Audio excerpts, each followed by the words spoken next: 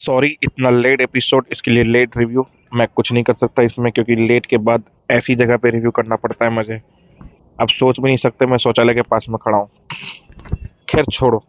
Episode के and में शादी जीवन साथी का गाना बजेगा और फेरे होंगे, सब कुछ होगा। फिर आपको याद होगा कि वसुंधरा जी ने एक जिम्मेदारी दी थी अनुपमा जी को, अपने खानदान की को संभालने के लिए कोई चीज, जो उसने तोशु को दे दी थी। तोशु ने खो दी। जहां वसुंधरा जी बोलती है कि बेटी की शादी में इतनी लापरवाह कैसे हो सकती हो तुम अनुपमा, मेरे खानदान की निशानी तुमने गुम कर दी।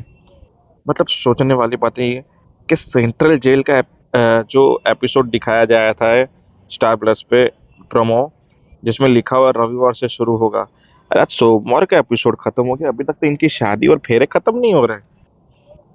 अबे हमें देखना है सेंट्रल जेल में ऐसा कौन है जिससे अनुपमा मिलेगी यार। अनुज कपाड़िया है या कोई और है? कौन है साला ये? किससे कनेक्टेड है? गौतम से कनेक्टेड है, उनके राजस्थानी फैमिली से कनेक्टेड है, अनुज से कनेक्टेड है, या कोठारी के से कनेक्टेड है? कुछ पता नहीं है। तो चलो स्टार्टिंग की बात करूँ, तो जहाँ पे सब लोग प्रार्थना से रिक्वेस्ट वापस से कर रहे थे, पर प्रार्थना ने किसी की रिक्वेस्ट नहीं मानी, बोला बस करो आप सब लोग, क्योंकि सब लोग बोल रहे थे ये वो। फिर गौतम ने इंजाम लगा, तुझे इतनी चिंता क्यों हो रही है अंश? वैसे भी कब से नोटिस कर रहा हूँ कि तू मेरी बीवी पे डोरे डाल रहा है, आगे पीछे घूम रहा है। उसको जानबूझ के तूने उस कमरे में भेजा, उसके पीछे तू भी आया। तेरे को क्या जरूरत है उस कमरे में आने की? बोला शादी का घर है, सामान लेने के लिए आया था। क्या बता, उसी कमरे में तुमने सामान रखवाया, उसी कमरे में तू उसको भेज रहा है। क्या ये समझ में नहीं आ रहा कि तू मेरी बीवी के ऊपर डोरे डाल रहा है? फिर बोला कि मुझे मेरे अंश के ऊपर विश्वास है, इसके लिए घटिया इंजाम लगाना मत गौतम।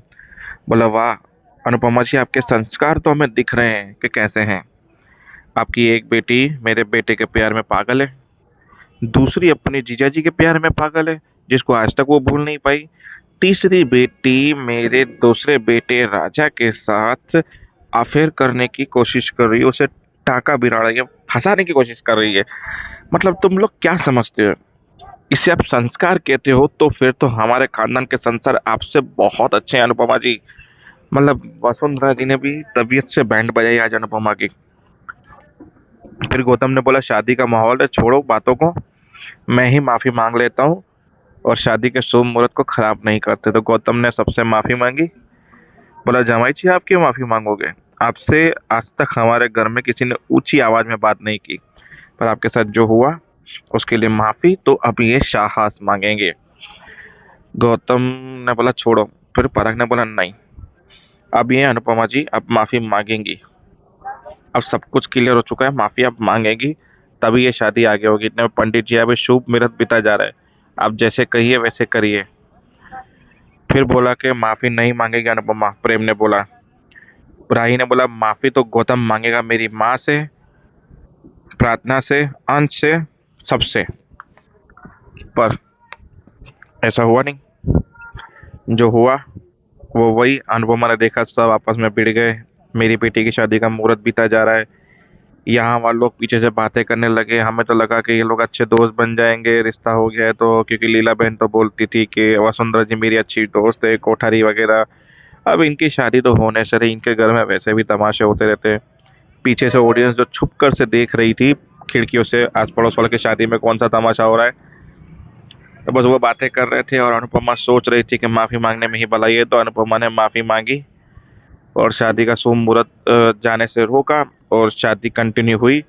बोला शादी से पहले एक रस्म होगी जो लड़के की माँ करेगी वहाँ पे, और यहाँ पे लड़की की माँ करेगी, फिर होंगे फेरे शुरू। तो उन रस्म में प्रेम की रस्म शुरू हो गई थी।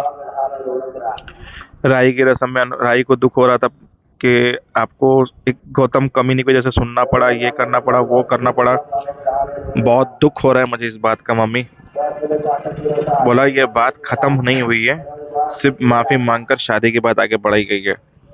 इस बात को ना मैं बोली हूँ ना किसी को बोलने दूंगी। आज प्रार्थना मजबूर है, पर वो किस लेवल की मजबूर है जो अपने घर वालों के सामने तक उसने अपना मुंह नहीं खोला, ये जानना जरूरी हो। तुम प्रार्थना के साथ रहना, क्योंकि तेरे होते हुए प्रार्थना को कोई हर्ट नहीं करेगा। बोला आप चिंता मत करो, मेरे होते हुए प्रार्थना के ऊपर कभी हाथ नहीं उठा पाएगा ये, तो आप चिंता मत करो। मैं दिखा दूंगी किसकी बेटी हूँ मैं भी। फिर एक फ्लैशबैक वाला सीन आया, सुबह में उठ के अनुपमा को सब लोगों ने विश किया क्योंकि अनुपमा का आज बर्थडे था। सबसे पहले अनुज ने विश किया। ऐसे ही आवाज आया अनुज का, मैं समझ नहीं पाया कहाँ से आवाज आया, पर अनुपमा को आवाज आया। तो सबसे पहले उसके पति अनुज ने विश किया, बाकी सब घर वालों ने विश किया। फिर शादी का माहौल शुरू हुआ, जहाँ पे मीता उसको लेके गई राजा को कि तुम फटीचस घर में शादी नहीं करोगे, तुम्हारी शादी रॉयल घर में होगी और बड़े घर खानदान में होगी शादी। मैं नहीं चाहती कि तुम प्रेम के नक्शे कदम पे चलो और प्रेम की तरह फटीचर परिवार में शादी करो।